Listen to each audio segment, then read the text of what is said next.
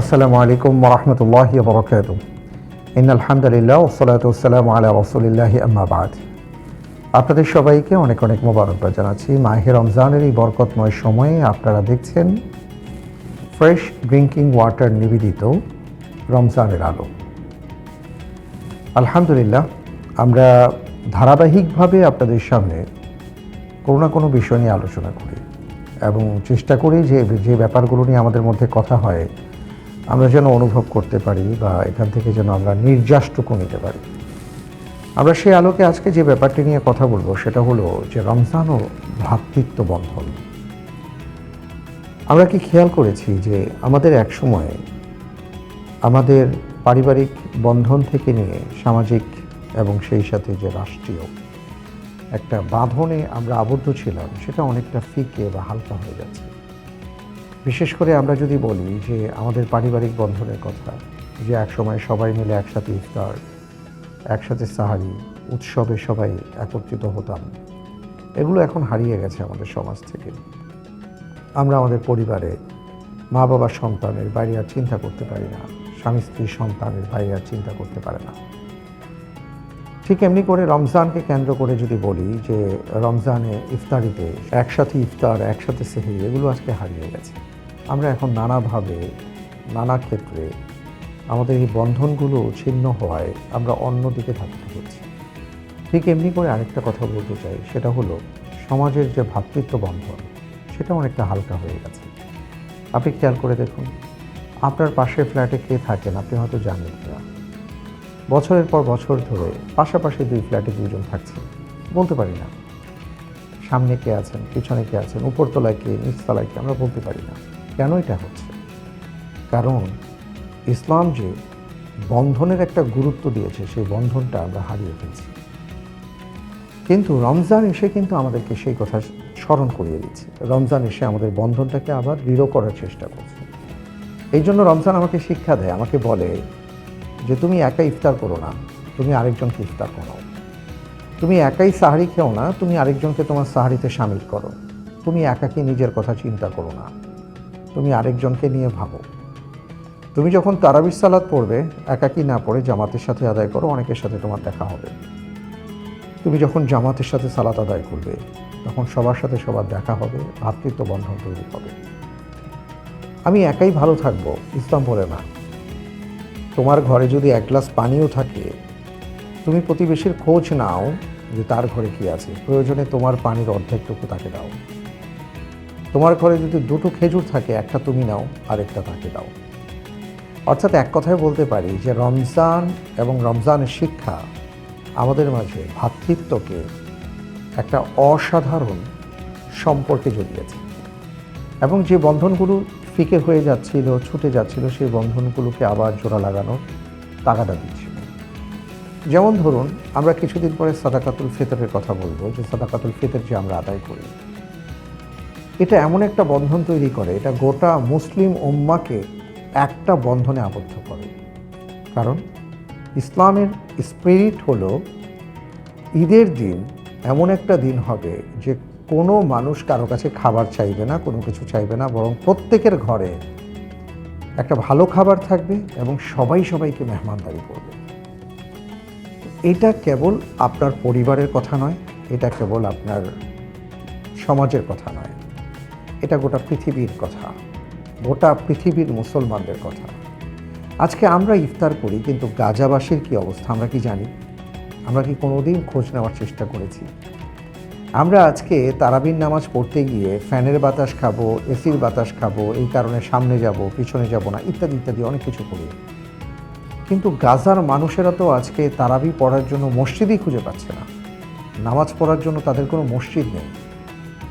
আজকে ইরানের কথা যদি চিন্তা করেন, সেই ইরানের মাটিতে আজকে ধসিয়ে দেওয়া হচ্ছে, ইরানকেও তছনছ করে দেওয়া হচ্ছে। তাদের কথা কি আমরা কখনো চিন্তা করেছি? আমাদের দোয়ায় কি গোটা বিশ্বের মুসলমানদেরকে আমরা কখনো সামিল করার কথা চিন্তা করেছি? এই যে প্রতি রাতে আমরা তারাবির পরে বেতের পড়ি অথবা তাহাজ্জুদের পরে বেতের পড়ি, সেখানে কুনুতে নাজেলায় আমরা কি কখনো মুসলিম ভ্রাতৃত্বের কথা চিন্তা করে দোয়া করছি? রমজান আমাদেরকে শেখায় তুমি একা নও, তাদের কথাও তুমি চিন্তা করো। তাদেরকেও তোমার দোয়ায় শামিল করো, তোমার খাবারে শামিল করো, তোমার সুখে তোমার দুঃখে তাদেরকে শামিল করো। পবিত্র কোরআনুল কারীমের মধ্যে আসছে ইন্নামাল মুমিনুনা ইখওয়া ফাসলিহু বাইনা আখাওয়াইকুম, যে তুমি তোমার আরেকজন ভাইয়ের জন্য তুমি ভাই, তোমরা যদি মুমিন হও একে অপরের ভাই, সুতরাং তুমি আরেক ভাইয়ের কি দরকার সংশোধন সেটা তুমি করে দাও, সে তোমার সংশোধন করবে। তোমার দ্বারা যেন কারো কোনো ক্ষতি না হয় সেদিকে খেয়াল করো। এই জন্য একজন রোজাদারের ক্ষেত্রে রাসূল সাল্লাল্লাহু আলাইহি ওয়াসাল্লাম কি বলেছেন, মাল্লাম ইয়াতা কাউলা যুর ওয়াল আমালা বিহি ফালাইসা লিল্লাহি হাজা আন ইয়াতা তাআমাহু ওয়া শারাবা, যে একজন রোজাদার সে এমন কোনো কথা এমন কোনো কাজ করলো যেটার কোনো মূল্য নাই বা আরেকজনকে কষ্ট দিল কথার মাধ্যমে কাজের মাধ্যমে, আল্লাহ নবী বলেছেন তার রোজার মধ্যে কোনো ফায়দা হবে না।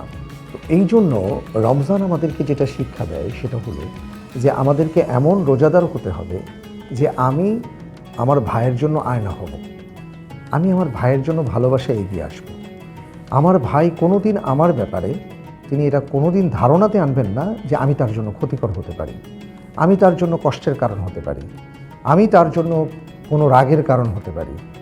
রাসূল সাল্লাল্লাহু আলাইহি সাল্লাম বলেছেন আল মুসলিমু মান সালিমা আল মুসলিমুনা মিন লিসানিহি ওয়া ইয়াদিহি, একজন মুসলমান তাকেই বলে যার হাত থেকে যার ভাষা থেকে আরেকজন মুসলমান নিরাপদ থাকে।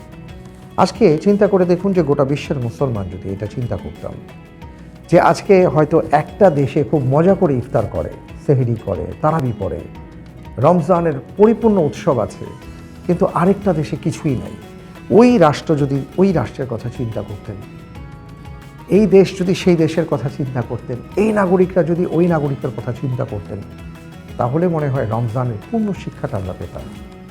আমরা যারা মজা করে ইফতার করি, 10 পদ 12 পদ দিয়ে খাই, কোথাও কোথাও ইফতার করার মতন পানি পাওয়া যায় না।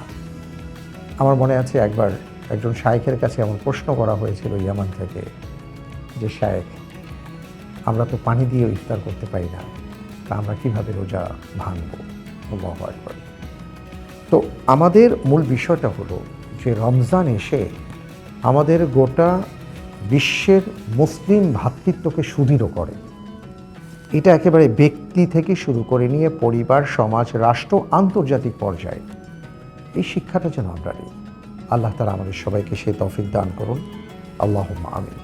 প্রিয় দর্শক, অনুষ্ঠানের শেষ পর্যায়ে চলে এসেছি, বিদায় নেব। আর বিদায় নেবার আগে আমি আজকে আপনাদেরকে যেটা বলতে চাই সেটা হলো যে আজকের তারাবির সালাতে আমরা 21তম পারা ইনশাআল্লাহ তাআলা তিলাওয়াত শুনব, যেখানে সূরা আল আনকাবুতের 45 নম্বর আয়াত থেকে সূরাটি শেষ হবে এবং সূরা আহজাব পাবো, সূরা আহজাবের 30 নম্বর আয়াত পর্যন্ত সেখানে পাবো ইনশাআল্লাহ তাআলা।